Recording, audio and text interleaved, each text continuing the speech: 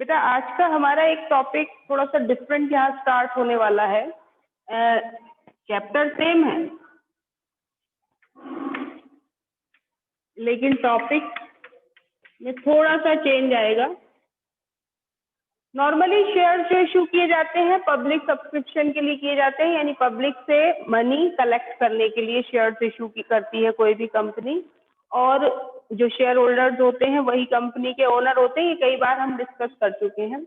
लेकिन कई बार company shares को इशू करती हैं एसेट्स एक्वायर करने के लिए भी।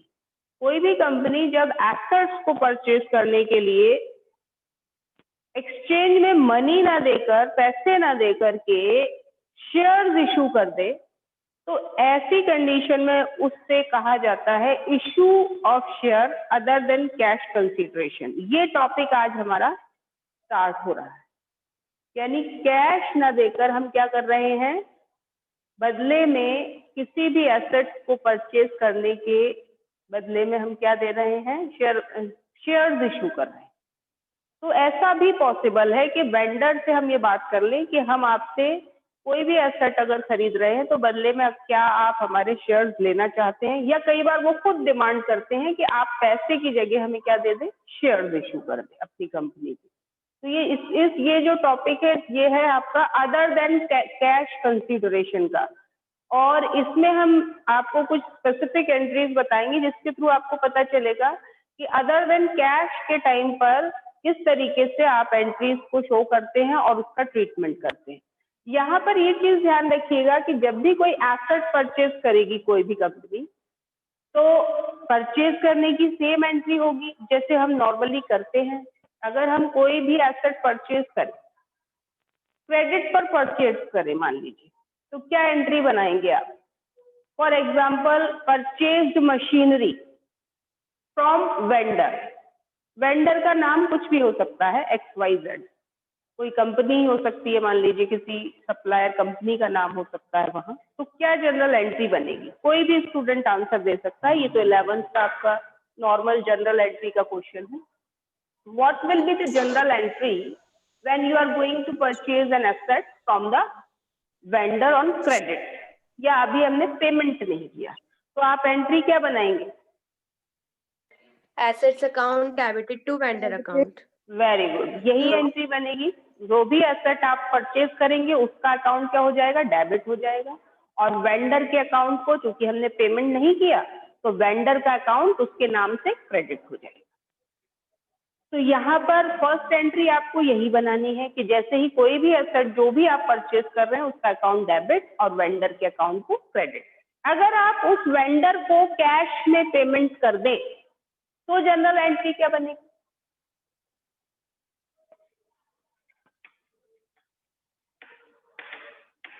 जरा मुझे बताइए। Vendor account debited to cash account. Very good.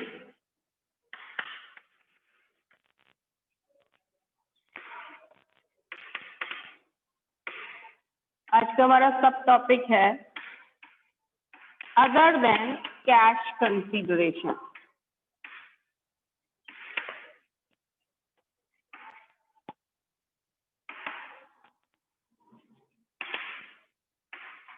ठीक है, इसी से रिलेटेड एंट्री कर रहे हैं। एंट्री आप ही बता रहे हैं तो देखिए आपको कुछ नया नहीं लग रहा।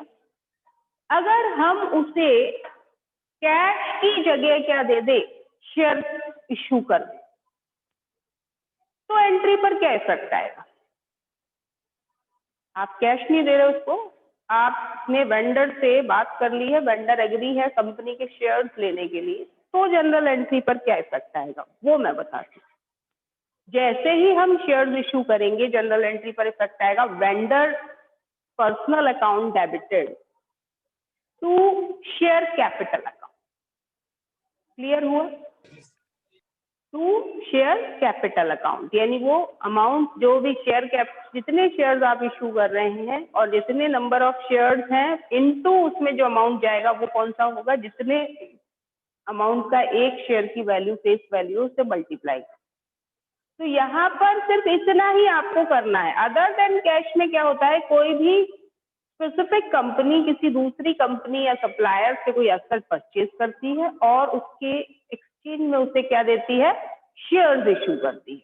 तो ये बहुत इजी और बहुत ही ज्यादा एग्जाम में आने वाला टॉपिक है, जो नॉर्मली आपको एग्जाम में इसका एक क्वेश्चन 3 मार्कर मिलता ही मिलता है, या तो इस टॉपिक से या इसी टाइप की सेम एंट्रीज हम इशू ऑफ डिवेंचर के टॉपिक में भी करेंगे। वहां शेयर्स की जगह इशू किए जाते हैं डिवेंचर्स, किसी भी एसेट को एक्वायर करने के। तो ये सेम टॉपिक होते हैं, थोड़ा सा चेंज आता है वहां पर, लेकिन दोनों में से ही किसी एक से एक क्वेश्चन 3 मार्कर जरूर आपको एग्जाम में बोर्ड में मिलता है। तो ये छोटा सा एक टॉपिक है और सबसे इजीएस्ट टॉपिक की कैटेगरी में आता है। उसके बाद आपका सेम है पुराना वाला टॉपिक ही आगे और ब्रॉड होकर के सामने आएगा, तो उसको भी भूलना नहीं है, क्योंकि वही सेम क्वेश्चन अभी आगे और भी कंटिन्यू रहने वाले हैं। तो बीच में जो ये टॉपिक आया है इसको भी हम डिस्कस कर लेते हैं, अदर देन कैश कंसिडरेशन का। एक क्वेश्चन मैं आपको करके बता रही हूँ, जिसके बेस पर आपको समझ आ जाएगा कि किस तरीके से हमें ये वाला इजी पार्ट सॉल्व करना है। देखिए, 200 equity shares of ₹10 each were issued to X Limited, from whom assets of ₹25,000 were acquired. Pass general entry. हमने कितने थाउजेंड की एसेट्स खरीदी हैं एक्स लिमिटेड से। आपको ये भी देखना है कि वेंडर कौन है, और खरीदने वाली कंपनी के यहाँ पर जो एंट्रीज हो रही हैं वो किसके यहाँ हो रही है, परचेजिंग कंपनी की बुक्स में। तो इशूड किसको किए हैं, एक्स लिमिटेड को, दैट मीन्स वेंडर कौन है, एक्स लिमिटेड। तो यहाँ पर फर्स्ट एंट्री क्या बनेगी, वही जो अभी अभी थोड़ी देर पहले एक स्टूडेंट ने बताई थी, हमने क्या परचेज किया है, एसेट। तो यहाँ पर लिख देंगे सन्ड्री एसेट। क्वेश्चन नंबर है 27, बहुत इजी है। Sundry asset account debited to X, यहाँ वेंडर का नाम एक्स लिमिटेड है तो एक्स लिमिटेड अकाउंट कर देंगे। अमाउंट क्या होगा, 25,000। अगर ना दिख रहा हो तो आपने कितने अमाउंट की एसेट उनसे खरीदी है, 25,000। ठीक है, अब आप उन्हें पेमेंट कैसे कर रहे हैं, पेमेंट कर रहे हैं आप 20,000 के शेयर्स देकर के। तो 20,000 के शेयर्स जो हमने इशू किए हैं, तो एंट्री क्या बन जाएगी, X limited account debited to share capital account.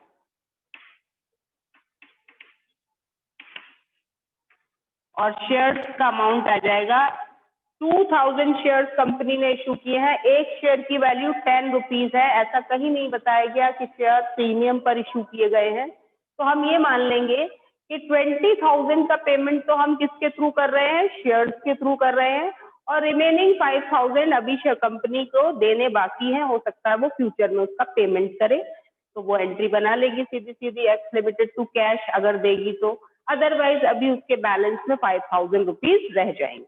ठीक है, तो आप यहाँ क्या एंट्री बनाएंगे, X limited account debited to share capital account by ₹20,000। जितने के आपने शेयर्स इशू कर दिए हैं उतने ही अमाउंट से आप एंट्री शो करेंगे।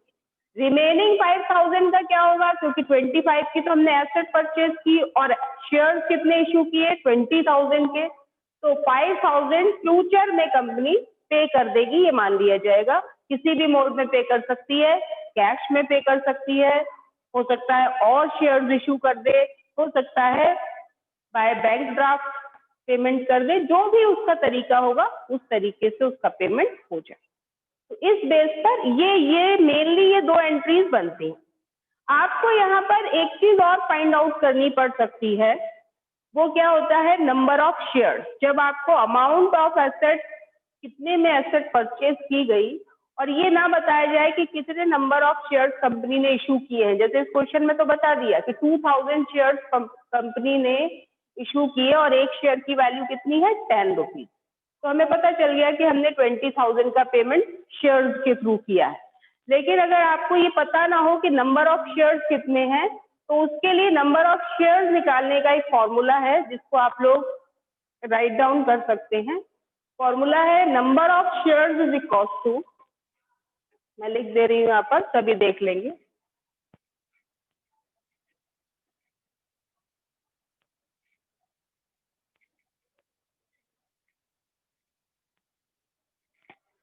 Number of shares is equals to purchase consideration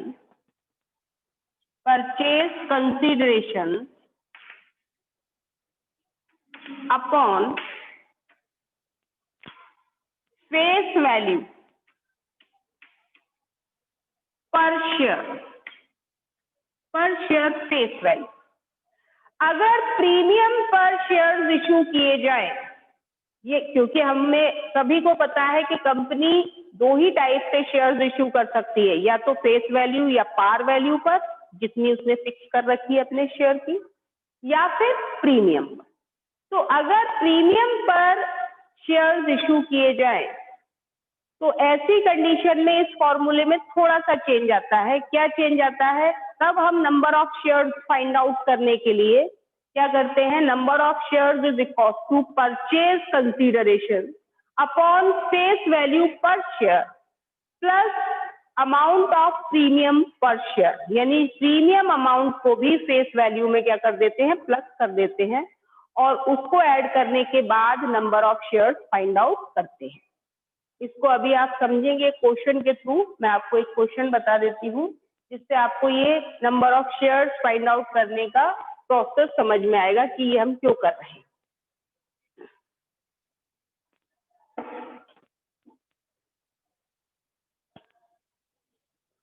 देखिए क्वेश्चन नंबर 29, इसमें प्रीमियम पर ही इशू किए जा रहे हैं। क्वेश्चन नंबर 29 में Ranjan limited purchase assets from Geeta and company for ₹5 lakh. Geeta and company से रंजन लिमिटेड ने कितने की एसेट्स परचेज की? 5 लाख। जनरल एंट्री क्या बनेगी इसमें? पहली एंट्री बताइए। 25 क्वेश्चन है, एंट्री क्या होगी? सॉरी, क्वेश्चन नंबर 25 नहीं 29 है। सन्ड्री एसेट्स अकाउंट डेबिटेड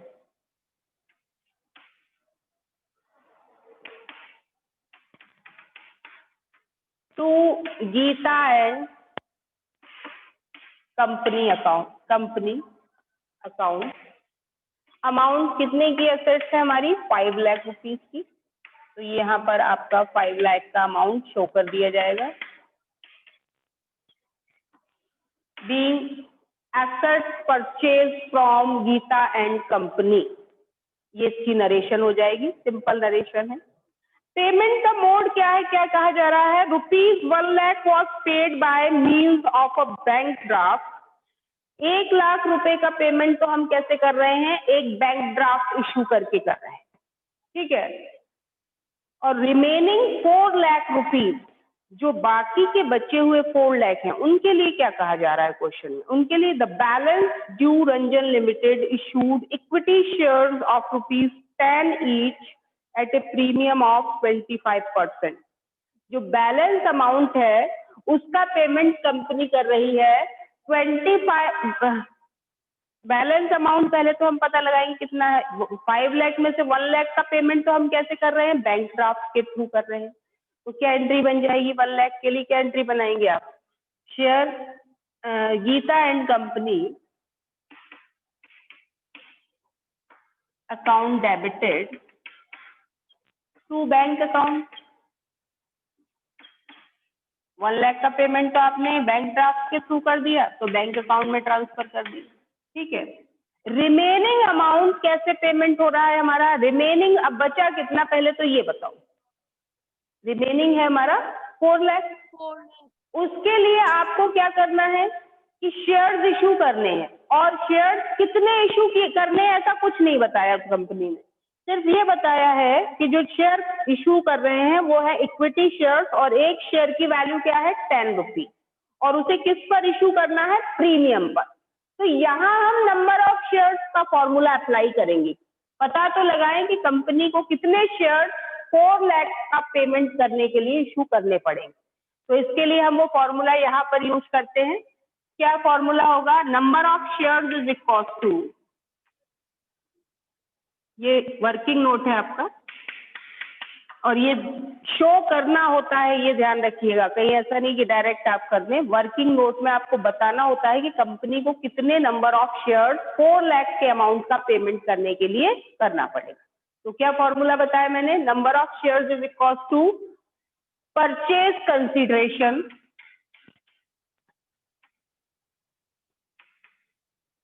ये शॉर्ट में लिख दे रही हूं, purchase consideration upon face value, क्योंकि प्रीमियम है तो प्लस क्या कर देंगे? प्रीमियम पर शेयर, ये भी ध्यान रखना, ये पर शेयर अमाउंट। तो यहाँ पर परचेज कंसीडरेशन हमारा कितना रह गया? 5 में से 1 लाख का पेमेंट तो हम कर चुके, किसके थ्रू? बैंक ड्राफ्ट के थ्रू। तो रह गया कंसीडरेशन आपका 4 लाख का। रिमेनिंग जो अमाउंट आप शेयर्स के थ्रू पे कर रहे हैं सिर्फ वही कंसीडरेशन में लेंगे, बाकी का अमाउंट छोड़ देंगे। अपॉन एक शेयर की वैल्यू कितनी है? 10 रुपीज, प्लस प्रीमियम अमाउंट पर शेयर कितना बताया है क्वेश्चन में? 25%। तो 10 रुपीज का 25% कितना होगा? 10 रुपीज का 25% पर शेयर प्रीमियम बोल रहे हैं ना, तो 2.5 हो जाएगा। 2.5 यानी 4 लाख डिवाइडेड बाय 12.5। बताइए कितने नंबर ऑफ शेयर्स निकल के आएंगे? बहुत जल्दी कैलकुलेशन, बहुत जल्दी हो जाए। कितने नंबर ऑफ शेयर्स कंपनी को इशू करने पड़ेंगे?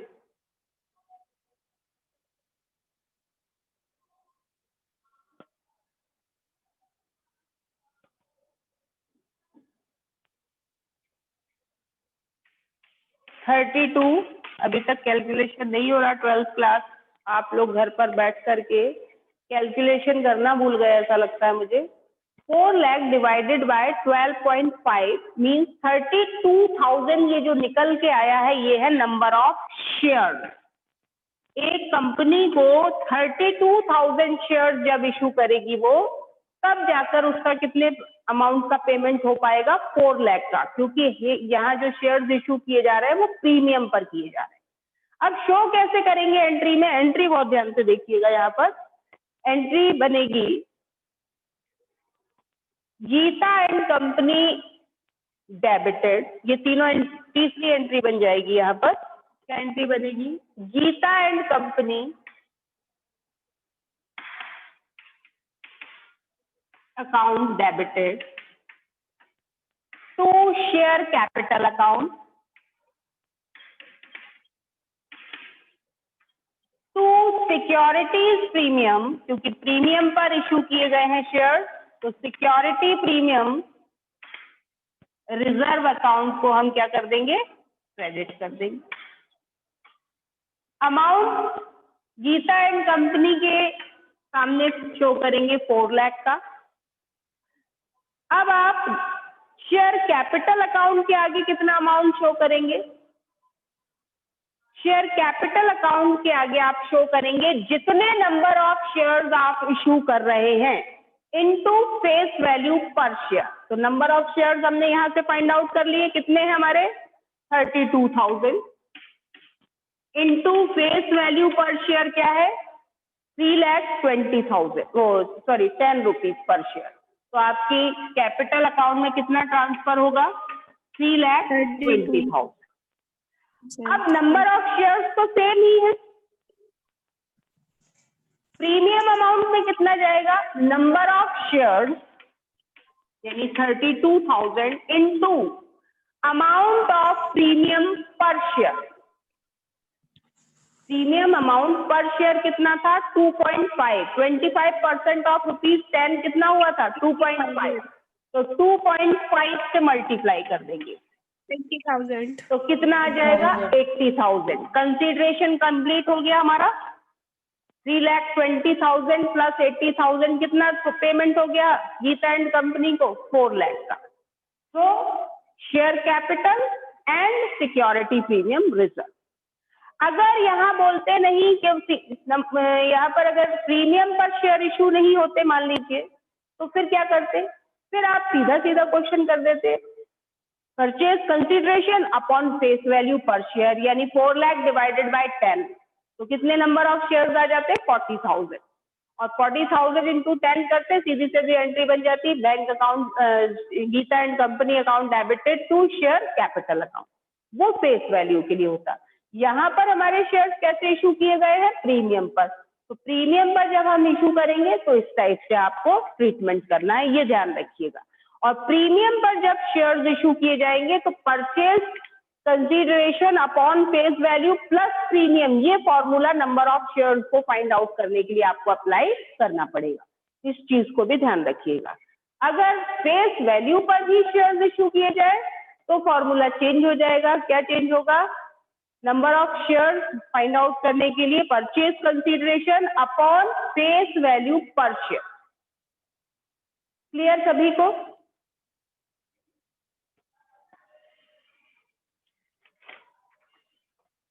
ये बहुत इजी पार्ट है इस पूरे टॉपिक में। यहाँ पर एक और चीज आपको फाइंड आउट करनी पड़ सकती है कुछ क्वेश्चन में, आगे मैं बता रही हूँ। बीच के जितने क्वेश्चन है वो सब आपने आप सॉल्व करेंगे आप लोग।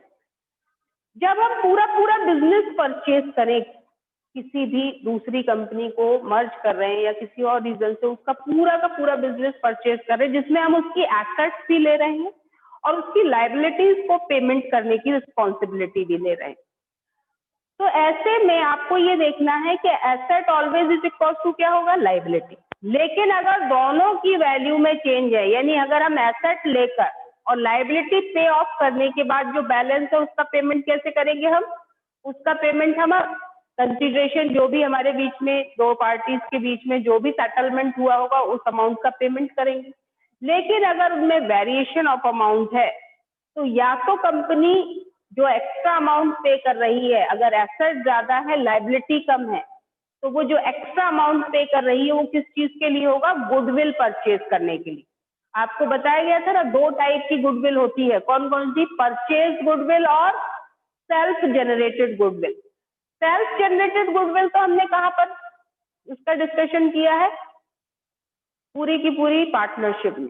यहाँ परचेज गुडविल वाला पार्ट आपको थोड़ा सा मिलेगा, परचेज गुडविल जिसमें हम गुडविल लेने के लिए अमाउंट पे करेंगे।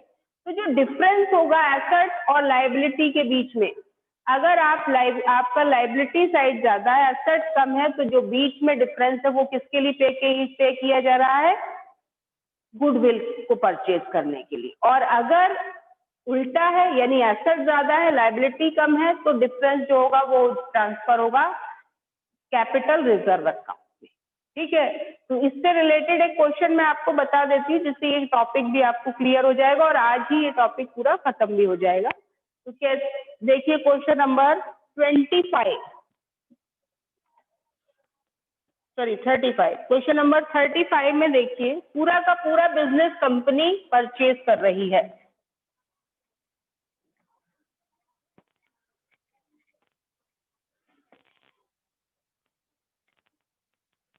थोड़ा सा टाइम है, छोटा सा क्वेश्चन है, बहुत जल्दी हो जाएगा।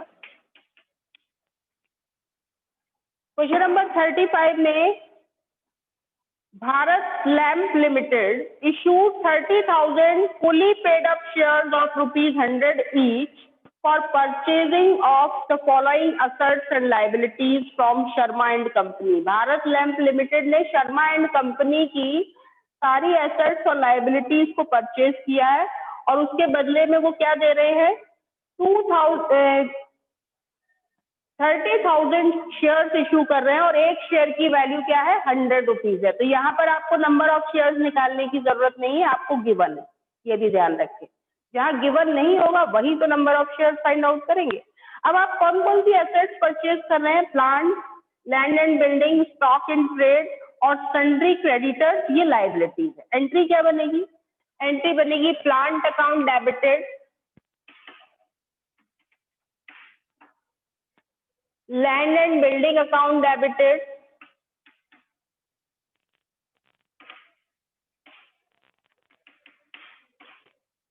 स्टॉक इन ट्रेड, ये भी एसेट है हमारी, stock in trade account debited to sundry creditors, ये तो लाइबिलिटी है तो क्या हो जाएगा, क्रेडिट हो जाएगा, क्रेडिटर्स अकाउंट। और टू शर्मा एंड कंपनी को हम पेमेंट कैसे कर रहे हैं, आप 30,000 शेयर और 100 रुपीज का एक शेयर है, यानी 30 लाख के शेयर कैपिटल दे रहे हैं, तो टू शर्मा एंड कंपनी के आगे आ जाएगा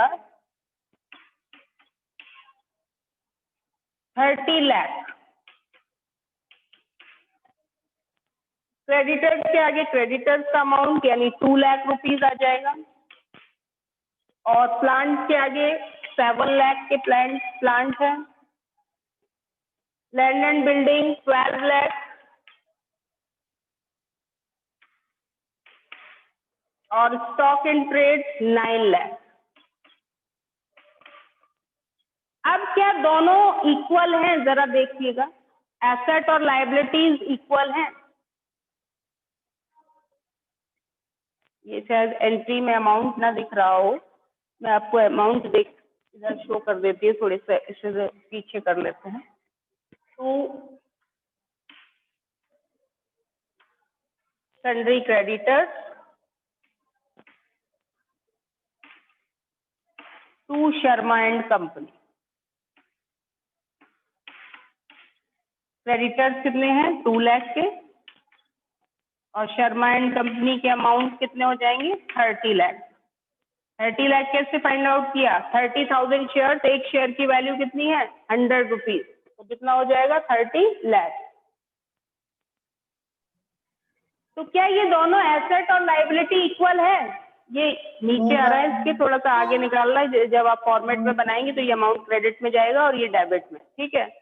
तो कितना डिफरेंस है, एसेट कम है या ज्यादा है, पहले तो ये बताइए। मैम एसेट्स कम है। कम है, और लायबिलिटीज ज्यादा है। लायबिलिटी तो दोनों मिला के 32 लाख की होती है, और एसेट कितनी होती है हमारी 12 लाख प्लस 7 लाख और प्लस 9 लाख, पूरा का पूरा मिला के कितना होता है 8 लाख। 8 लाख। तो 2 लाख रुपीज का डिफरेंस किस चीज के लिए आ रहा है, वो आ रहा है, हम जो 2 लाख का डिफरेंस है वो है गुडविल के लिए। 4 लाख का डिफरेंस, जो भी हाँ सॉरी 32 है तो 4 लाख का, तो जो 4 लाख का डिफरेंस है वो किस चीज के लिए आ रहा है, गुडविल के लिए। तो आप गुडविल, क्योंकि एसेट है तो गुडविल अकाउंट डिफरेंस अमाउंट से, बस ये ध्यान रखिए कि अगर लायबिलिटी ज्यादा है एसेट कम है तो डिफरेंस अमाउंट से गुडविल अकाउंट को क्या कर देंगे, हम अपने आप ही डेबिट कर देंगे। तो गुडविल अकाउंट डेबिट हो जाएगा by the difference amount between both debit and credit.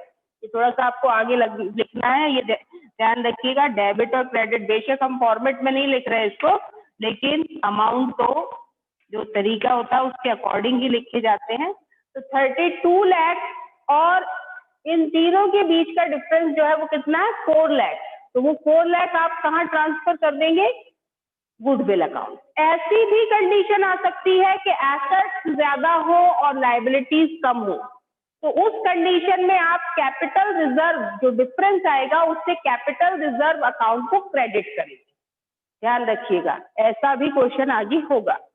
यहां तक तो क्वेश्चन हो गया, हमने एसेट ले ली और लायबिलिटीज और वेंडर के अकाउंट में जो अमाउंट था वो ट्रांसफर कर दिया। अब वेंडर को पेमेंट कैसे कर रहे हैं, शेयर्स के थ्रू, तो वो सिंपल एंट्री बन जाएगी, क्या बनेगी, शर्मा एंड कंपनी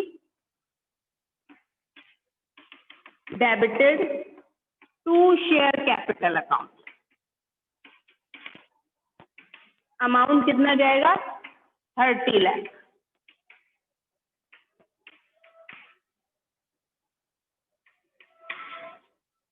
ये एंट्री आपकी शर्मा एंड कंपनी का पेमेंट मोड शो करने के लिए। तो इस तरीके से आप एंट्री शो करेंगे। यहाँ पर हम पूरा बिजनेस परचेज कर रहे हैं, इसलिए हम डिफरेंस को गुडविल या फिर कैपिटल रिजर्व अकाउंट में ट्रांसफर कर रहे हैं। जहाँ सिर्फ एसेट परचेज करने के बाद आप शेयर्स के थ्रू पेमेंट करेंगे, तो वहां आप नंबर ऑफ शेयर्स को फाइंड आउट कर सकते हैं, और अगर गिवन है तो सीधे सीधे आप जो जितने नंबर ऑफ शेयर्स के अमाउंट है उसको फेस वैल्यू से मल्टीप्लाई करेंगे और सीधे कहाँ ट्रांसफर कर देंगे, कैपिटल शेयर कैपिटल अकाउंट में। तो ये एक बहुत सिंपल टॉपिक है जिससे क्वेश्चन बोर्ड में आता है, तो हमें ये भूलना नहीं है। आगे भी इससे रिलेटेड क्वेश्चंस आपको इशू ऑफ डिवेंचर्स में बताए जाएंगे, तो वहां पर सेम एज ट्रीटमेंट होता है। वहां पर शेयर्स की जगह क्या इशू करती है कंपनी, वेंडर को डिवेंचर्स इशू करती है, बस ये फर्क होता है। तो एक बार फिर डिस्कस करेंगे, तो जो भी डाउट होगा वहां भी क्लियर हो जाएगा आपका।